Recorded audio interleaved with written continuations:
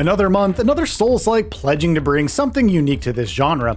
Blades of Fire has all the FromSoft archetypes, combat-heavy action, with skirmishes involving a tricky blend of dodging, blocking, and parrying, stamina management, non-linear exploration through fantastical realms. Blades of Fire is upcoming on the 22nd of May 2025, and it does indeed distinguish itself from Dark Souls, etc. The novel mechanic personifying Blades of Fire's experience is its forging, crafting weapons from a smorgasbord of materials and traits, with over numerous options to create something unique to satisfy your desired playstyle, or to counteract the demands of a particularly powerful enemy.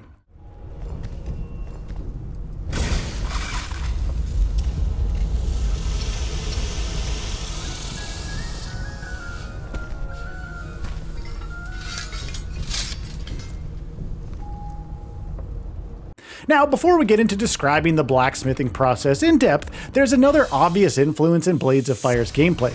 The many hack-and-slash games that have released in recent years, environs replete with ancient runic symbolism, magical birds, and witches dwelling inside living homesteads are all observable within a mere 5-minute gameplay trailer published by the devs themselves. A concern, even from this brief glimpse alone, is that Blades of Fire is flying too close to modern hack-and-slash sun. The concern gathers weight when it becomes clear our sword-wielding protagonist Aaron Delira is continually flanked by young companion Adso.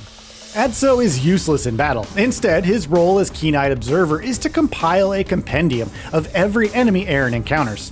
The more knowledge his educated mind commits to paper, the better Aaron becomes at deducting strategies to take down increasingly powerful foes.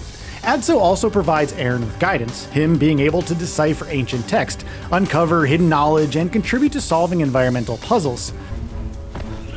Today you fall to my spear.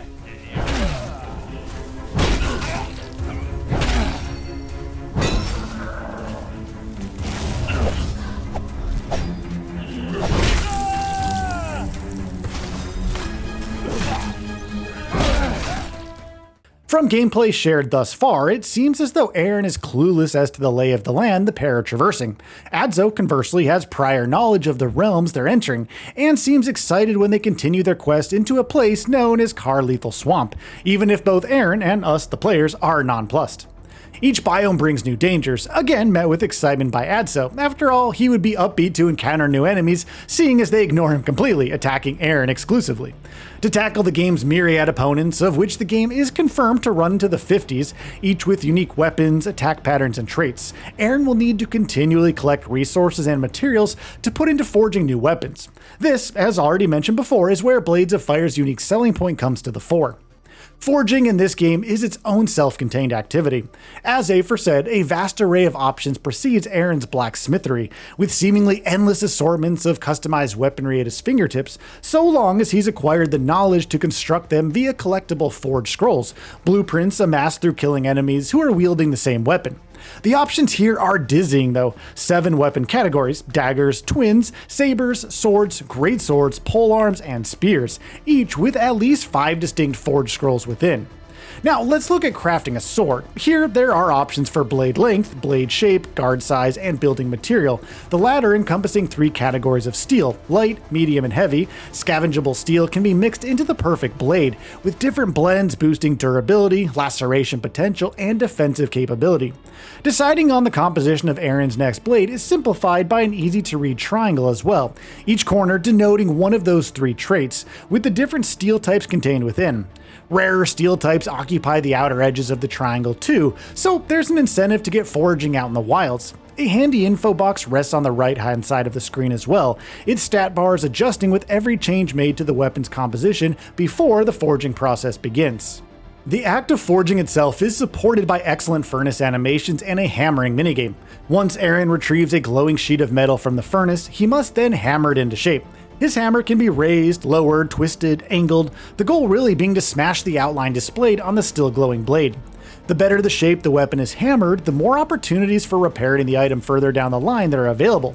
It's a system which encourages quality craftsmanship and pride in one's own work, and it's pretty rare to see this level of dedication to crafting in video games. The wealth of customization on offer will hopefully alleviate the tedium usually felt with this kind of mechanic in other games of the genre too. Best of all, perhaps, is once the new weapon is complete, it can be given a name. Is this a mechanic to foster a relationship with every crafted item? To encourage Aaron to take care of it, maybe? After all, out in the forest, weapon management becomes an important consideration as it does in survival type games. Durability is limited and blocking dulls a blade's edge, reducing its overall effectiveness. These can be sharpened, but this of course comes at a cost of the weapon's overall durability. Weapons can be repaired at one of the numerous anvils discoverable in the world, but if you remember, depending on how well the weapon was crafted, there are only a maximum of 4 opportunities for repair anyway.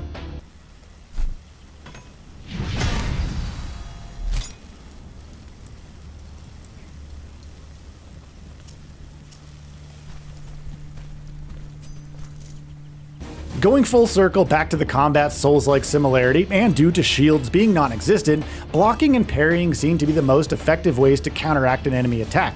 However, as just mentioned, blocking reduces a weapon's effectiveness. Furthermore, attacks from enemies on the larger side can't be repelled by blocking, nor can certain elemental attacks like fire be stopped.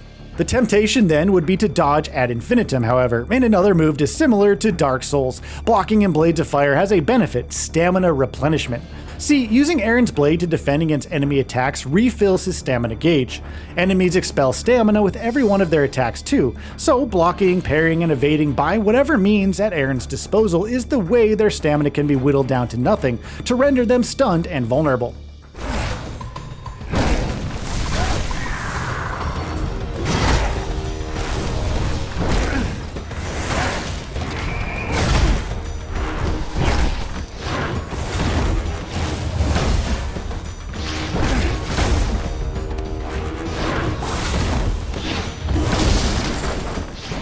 Combat is more forgiving than any other FromSoftware game regardless. However, skill exists in weapon direction and body part targeting. See, each action button denotes a specific location on the enemy's body: rightmost button to attack the right, bottom button to attack the torso, and so on. 3 distinct weapon directions are at Aaron's disposal too: slashing, piercing, and blunt force.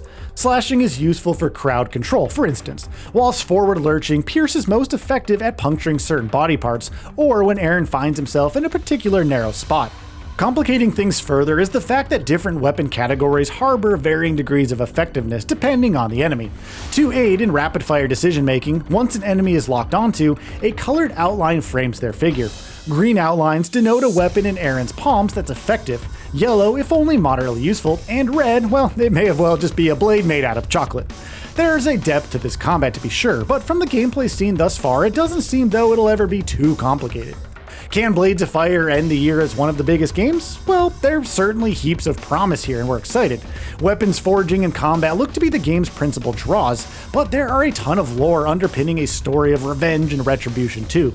Blades of Fire could find a sizable audience based on these factors alone. So, what are your thoughts on this? Go ahead and share them in the comments below. And if you like this video, please subscribe to the channel and enable all notifications by clicking the bell icon to get new video updates. We upload every day and would really appreciate your support. Thanks for watching.